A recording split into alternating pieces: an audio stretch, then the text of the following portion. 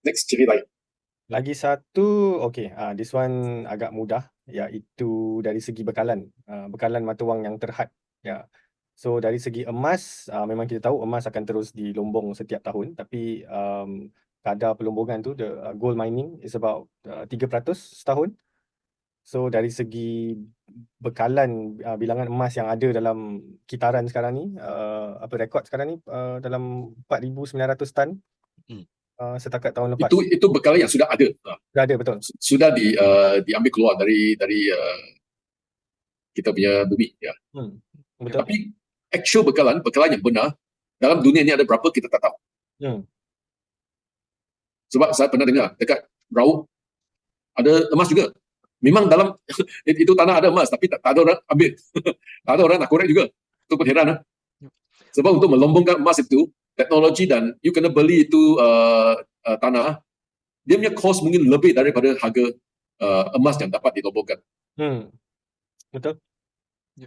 Sini saya mau touch sikit itu tentang inflasi. Orang ingat inflasi dia harga barang dia naik kan. Tapi itu source inflasi punya itu punca kan. Ialah inflasi itu duit, itu wang. Kalau dulu kan kamu orang guna itu emas sebagai wang. Tiap tahun kalau itu emas baru yang dilombongkan era 3%, jadi itu meaning inflasi dalam itu masyarakat 3%. Itu barang dia akan naik harga 3%.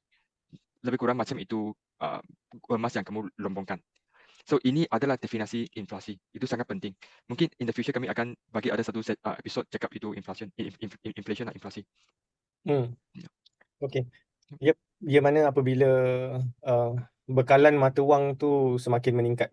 Sama ada bekalan emas ataupun dalam kes fiat, memang bekalan fiat memang tak terhad lah. Ya, betul. Tahun, tiap-tiap hari, tiap-tiap jam, tiap-tiap saat, fiat tu akan dicipta. Dan proses penciptaan mata wang fiat ni pun dia memang dah ada dalam sistem ekonomi kita. Memang kita tak boleh lari. So kalau kalau kita nak bagi kuantiti bekalan fiat yang ada tu pun tak tahu sekarang banyak mana. You tengok satu perbezaan dengan fiat dengan emas pun sangat menarik. Kalau you fikir mungkin 500 tahun lepas atau 1,000 tahun lepas, memang ada lebih emas dari sekarang. Orang pergi sungai, dia ambil satu sieve dari pasir boleh dapat ada emas. Ada emas sikit-sikit. 500 tahun lepas. Tapi masa berlalu, jadi yang senang dilombong itu emas semua sudah dilombong. Jadi sekarang jadi susah, lebih susah. Maknanya dulu nak lombong emas lebih senang daripada sekarang. Sekarang jadi lebih susah. Jadi dia punya cost untuk lombong emas semakin naik. Jadi bekalannya walaupun kita tak tahu ada berapa emas lagi yang tinggal, kita tak tahu berapa. Tapi cost untuk lombong emas meningkat. Tapi bila you tengok fiat, bila dia punya bekalan naik, dia punya cost ada cost. 10 tahun dia cost dengan sama, sekarang sama dia tekan lagi pun sekarang bukan saja dia punya cost bukan sama tau. Dia bukan saja tak naik, malah dia punya cost menurun. 20 tahun lepas, 30 tahun lepas, dalam masyarakat kita katakan ringgit. Ringgit tunai yang fizikal lebih banyak daripada sekarang. Jadi dulu bila walaupun dia cetak wang, dia kena tekan putang, you kena ada banyak kertas juga, ada machinery untuk cetak wang. Sekarang tunai emas sudah jangan sangat sikit. Kebanyakan itu digital. Bila dia cetak wang sekarang, dia tambahkan bekalan, dia punya cost hampir kosong. Bila cost untuk meningkatkan bekalan hampir kosong, jadi berapa senang dia nak buat? Tekan saja sudah ada. Sangat mudah. Like yang penting kalau dia mau tambah itu wang kan, dia tambah satu itu kosong ke belakang, yang kami punya duit turun 90%. Gila ini kan. Tahun 2020 Mac kan itu COVID, itu US dia sudah cipta digital wang like beberapa trilion. Sekarang kalau kamu listen to podcast ini, kamu pergi internet itu browser, you type in us.clock.org. You tengoklah itu clock kan, itu sekarang dia tu US punya national debt dia 34 trilion. Kali pertama saya tengok ini website 6-7 tahun lepas dulu ya, dia hanya 21 trilion. Dalam 6 tahun dia sudah naik 13 trilion, like more than 50%. Ini crazy really. Dan dia hanya akan semakin banyak, semakin cepat. Pasal dia ini exponential growth, exponential curve. Yalah, tunggu masa je untuk angka tu jadi apa, daripada 34 trilion tu nanti jadi 100 trilion, mungkin satu hari nanti 1000 trilion. Ya. Pelik lah. Sebab sistem dia memang macam tu. So bayangkan masa tu jumlah bekalan mata wang dalam kitaran ekonomi banyak tu, harga barang jadi macam mana kan? Inflasi disebabkan lebihan bekalan mata wang. Ini inflasi something kami mesti buat satu episod. Pasal banyak orang dia tak tahu apa itu inflasi. Yang inflasi itu dia simptom. Dia bukan root cause. Itu root cause hanya satu. Dia itu semakin banyak wang diterbitkan. Okay, jadi sekarang lastly, pasal bekalan yang terhad, apa dengan Bitcoin? Penambahannya senang atau susah? Apakah bekalan yang terhad dan apakah kos untuk melapor Bitcoin? Okay, Jerry, boleh teruskan. Okay, when masa saya start itu Bitcoin kan, saya tengok itu YouTube. Saya tengok itu orang sangat-sangat smart lah. Dia cakap, ini Bitcoin punya itu bekalan dia hanya 21 juta. Saya dari IT industri, saya cakap, apa kamu cakap itu? Right? Ini software. Itu software dia boleh ditukarkan. Tapi the problem with Bitcoin is dia ada satu network. Yang itu Bitcoin dia ada itu, kami cakap itu protokol consensus. Itu consensus panggil apa ya? Konsensus. Persetujuan beramai-ramai. Persetujuan, ya betul. Dia ada persetujuan majority. Betul. So dalam itu Bitcoin punya network, kalau kamu ada knowledge kan, kamu tahu ada miner dengan ada itu full node. Yang full node itu kami panggil full node, dia cari soft form full Bitcoin node. It's a full blockchain node. Yang itu full node, ini mana-mana satu komputer dia boleh execute. Okay. KF ada satu, mungkin Rama kamu ada satu, saya ada satu. Yang orang run itu software, dia adalah boss dalam itu Bitcoin punya network. Dia adalah boss. Ini sangat penting. Yang itu miner, dia hanya buat satu service saja. Apa dia punya service buat? Dia hanya bungkuskan itu transaksi dalam satu itu block. Dia cakap, kamu cakap blockchain kan? Itu satu chain yang ada banyak block. Yang itu miner, pada orang dia ingat itu miner boss. Tapi sebenarnya bukan. Itu miner, dia bungkus itu transaksi, dia buat itu node. Lepas tu dia akan send itu blokkan itu data bagi KF punya full node, itu Bitcoin punya software. KF punya Bitcoin software, dia akan cakap, ini full node, ada apa transaction, ada double spending ke tak ada. Yang paling penting satu, itu transaction pertama, dari itu Coinbase kami cakap. Itu Bitcoin baru, okay, yang dilempungkan. Sama ada lebih kurang dari ini, kami panggil epoch punya itu quantity. Itu setiap satu blok Bitcoin yang kami started 2009, tahun 2009, setiap satu blok dia lebih kurang 10 minit dia ada bawa Bitcoin baru. Masa itu 50 Bitcoin. Satu blok 10 minit 50 Bitcoin. Yang itu orang yang itu miner yang melambung itu Bitcoin, dia dapat 50. Dalam lebih kurang 3 tahun dia akan having cut into half. Dia akan turun setengah. Itu Bitcoin baru akan turun setengah. So dari 2012 sampai 2015 dia turun 25 Bitcoin. 2015 dia turun setengah lagi 12.5 Bitcoin yang barunya. So kalau ada miner dapat di blok, dia tulis 1,000 Bitcoin, yang itu blok akan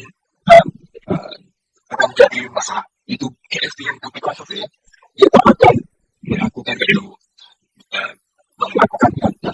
dia akan terima dan akan bicara akan menentang balik. Ya, dia akan reject itu blok. Yang itu means maknanya itu miner dia buat kerja. So semua orang yang ada Bitcoin dan ya, kita selesai menemukan dia berapa Bitcoin. Ada orang boleh bukan itu ini sangat penting. Kalau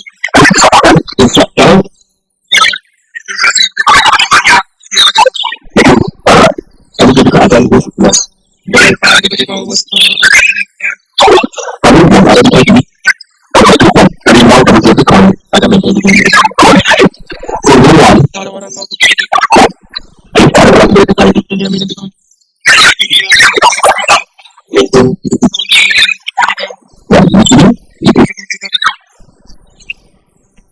sekarang jumlah Bitcoin yang dah diterbitkan setakat ini dalam selalu juga ya 19 lebih Sedang menerima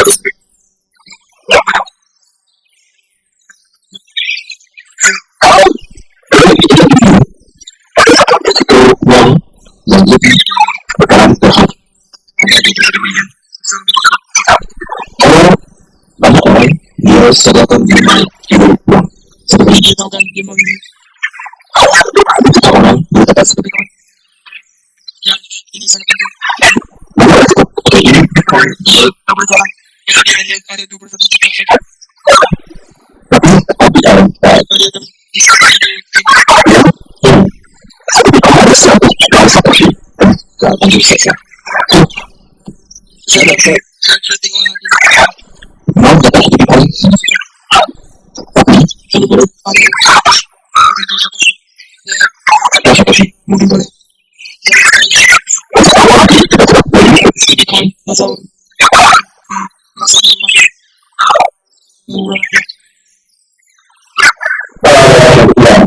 itu ada saya pribadi saya apa sih unsur atau fakta dan hanya kita ada lebih ada sebab konsisten untuk sebelum nanti katakan ada jadi juga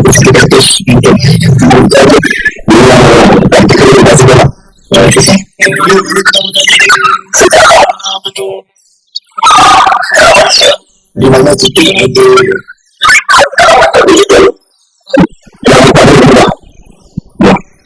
satu juta banyak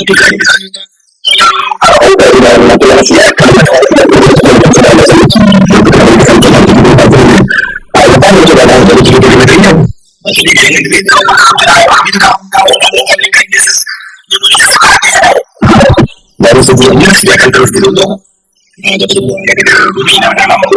sebuah dari segi Bitcoin kita banyak juga jadi kalau ada dia ada 0.1 Bitcoin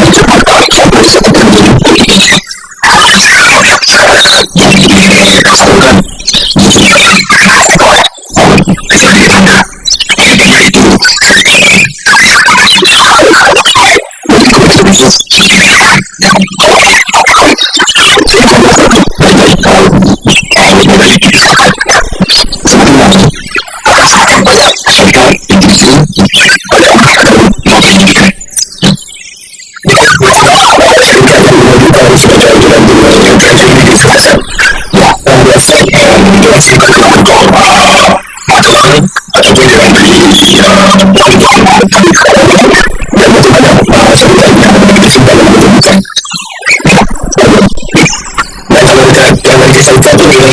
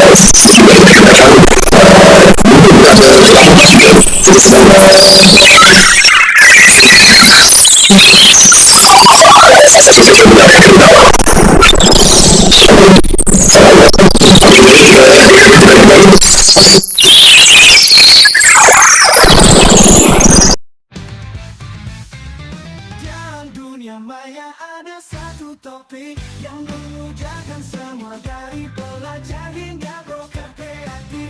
Dia bukan harta fisikal, tak seperti emas atau perak, tapi dia lebih digital, bersifat unik dan luar biasa.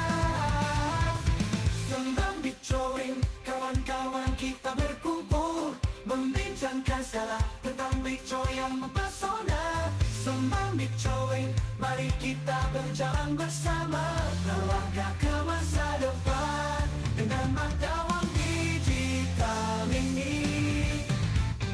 Bitcoin bukanlah impian, ia bukan sekadar angan-angan.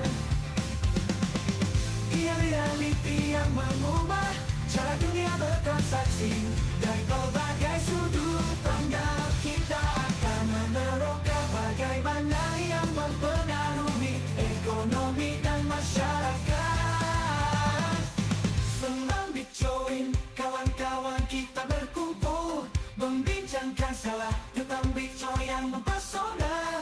Sembang Bitcoin, mari kita berjalan bersama, melangkah ke masa depan dengan mata wang digital ini. Bitcoin bukanlah impian, ia bukan sekadar angan-angan. Ia realiti yang mengubah cara dunia bertransaksi. Dari